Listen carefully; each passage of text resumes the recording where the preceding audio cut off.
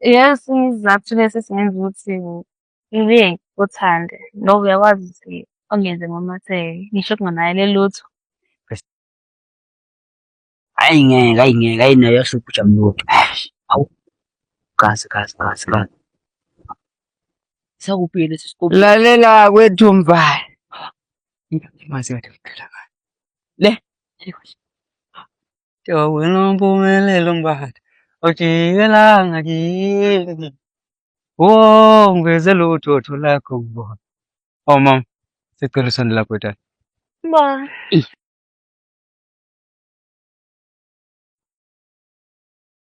Ngeke ngathi nje ensukwini ukuvela lapha ngake ngiyobheka umuntu othumba inhliziyo yami.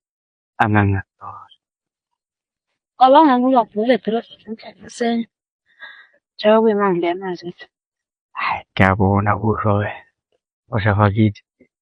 Kwasa nje ngathi isithombe se-AI buka lobu buhle bakithi. Uyazi phela mama ngalela langa nje leyamzuzwana ngadibana nawe.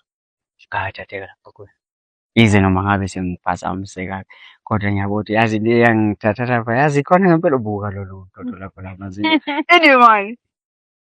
Awumuhle bani? Kahle hawu. Khapha yazi kahle into engiyicelayo lapha kuwena. Sekucela ungiboleke inhliziyo yakho. Ngizoyiphatha ngesandla esimnene. Hawu. Yini? Ngikukhupha umoya. Wow. Oh. Cha ukuthi mina ngibe ngingakuthozi ukuthi ngiyingxenye yempilo yakho. Kanti nalapha ekhaya uyabona umama nje uma ngathiwa ngifika naleli mazi eliwena.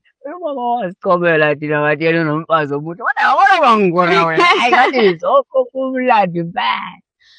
Yazi, yes, isizathu lesi esingenza ukuthi ngibuye ngikuthande ngoba uyakwazi ukuthi ungenze ngamatheke ngisho kunganakele lutho.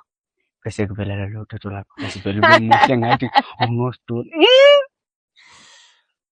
Ngingasho nje ukuthi ngiyavumelana nesicelo sakho. Mama, ngathi kune-scratch nyana ukuthi uyangivumela ukuthi ngibe yingxenye yempilo yakho. Ukuthi ngiyiphathe kahle inhliziyo yakho. Uzwakala ngicabangayo. Wethika. Khona kwamama khululeka bona-ke lapha ekhaya sinempatho. Sakuphatha kahle. Nakanye kuthiwa ngidlala ngawe. Ungikhuza umfowethu akazwani nento engalungile. Ungangiphenduli ibhola lakho. Khona kodwa nje engikucelayo kuwena lo.